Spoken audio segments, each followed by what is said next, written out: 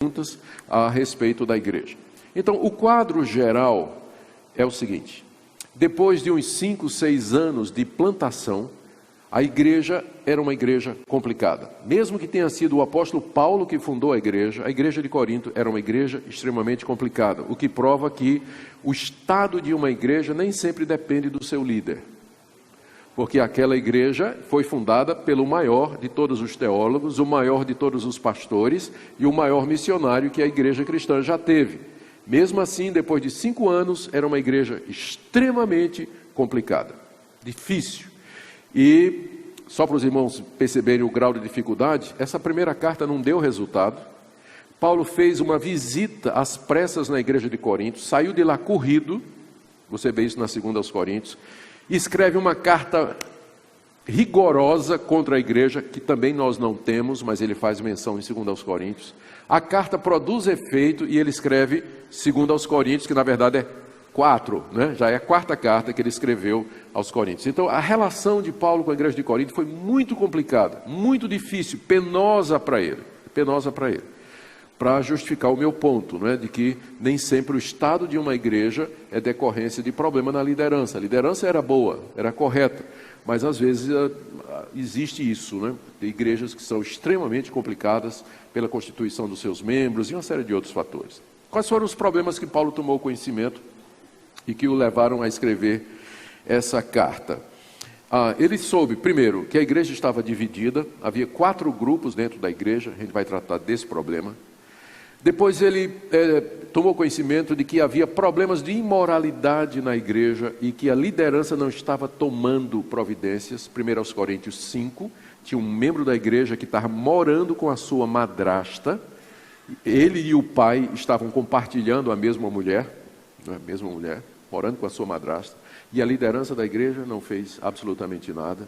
Capítulo 6, ele fala de um irmão que estava processando o outro, por conta de questões materiais, e Paulo está indignado com isso. Como é que vocês processam uns aos outros? Vocês não têm ninguém sábio aí na igreja para resolver os problemas? Vocês vão lavar roupa suja nos tribunais dos pagãos? Ele fala disso. Ele fala no capítulo 6 ainda de membros da igreja que frequentavam os cultos pagãos onde havia prostituição, membros que ainda viviam na imoralidade pagã. Capítulo 5 e 6, e a igreja não fazia nada, a liderança estava omissa com a imoralidade que havia nos seus membros. Depois ele soube que havia uma briga na igreja sobre comer carne sacrificada aos ídolos, sim ou não. O problema é mais ou menos o seguinte: você sai daqui da igreja, num culto à noite, chega ali na encruzilhada e você vê uma garrafa de cachaça, uma galinha preta e uma vela vermelha. Todo mundo sabe o que é isso. É um despacho, não é isso? É um despacho, uma macumba que foi feita ali. Pergunta: se você está com muita fome, não tem ninguém, acabou, o despacho já acabou, a vela já apagou, tomaram a cachaça, mas a galinha está lá. Você pode comer aquela galinha, você como crente? Não é tão fácil, não. A igreja de Corinto estava dividida, porque alguns diziam que não podia comer aquela carne, porque ela foi oferecida a ídolos. Mas alguns diziam: mas quem é que fez a galinha? Não tem culto, não tem problema, é uma comida que vem de Deus. Eu não creio nesses ídolos, não creio nesses demônios, qual é o problema em comer isso aqui?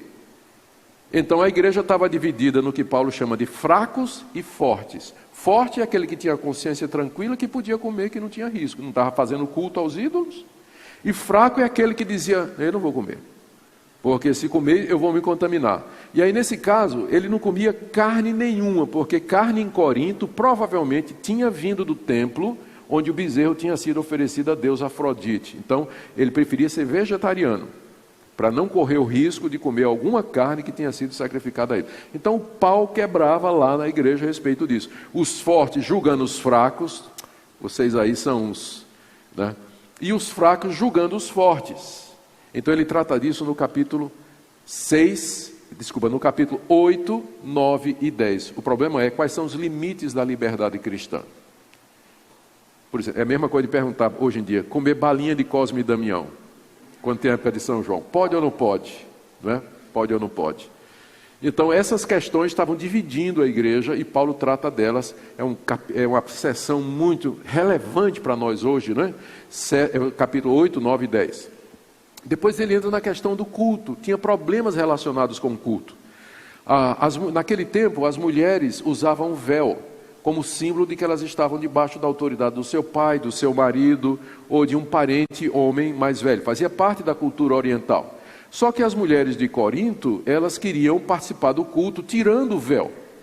Ou seja, não queriam aceitar a autoridade que Deus havia colocado dentro da igreja. E Paulo, então, responde essa questão no capítulo 11. Depois tinha um problema com a ceia do Senhor, que naquele tempo era celebrada durante uma refeição.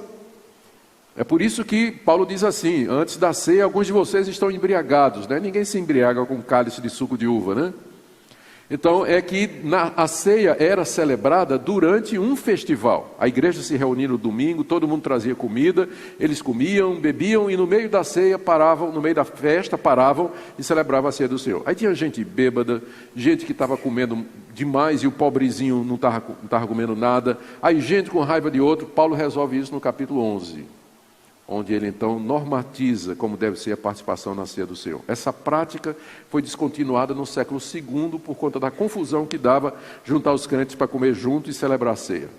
E crente é bicho difícil. Século II, já os bispos que surgiram, eles já aboliram aquela prática da chamada festa do amor, que era o nome que se dava a estes festivais cristãos. Paulo trata disso no capítulo 11. E aí veio o problema do uso dos dons espirituais. Paulo ouviu dizer que o culto era uma bagunça. Na hora do culto, gente falando em língua tudo ao mesmo tempo, o profeta dizendo um monte de asneira, a palavra não era considerada. Então Paulo escreve os capítulos 12, 13 e 14 para regulamentar o uso dos cultos, o uso dos dons espirituais durante o culto, colocando ordem na casa, dizendo como é que eles devem ser usados. E ainda tinha um grupo que não acreditava na ressurreição dos mortos, na igreja de Corinto. Paulo trata disso no capítulo 15. Então, antes de você pensar que sua igreja é complicada, leia a primeira carta aos Coríntios, para você ver o que é uma igreja complicada, né? Imagine se pastorear uma igreja dessa. A primeira carta aos Coríntios, então, foi escrita pelo apóstolo Paulo com o objetivo de sanar essas dúvidas, esses questionamentos que os coríntios tinham, resolver os problemas práticos e doutrinários da igreja. E ele começa exatamente com os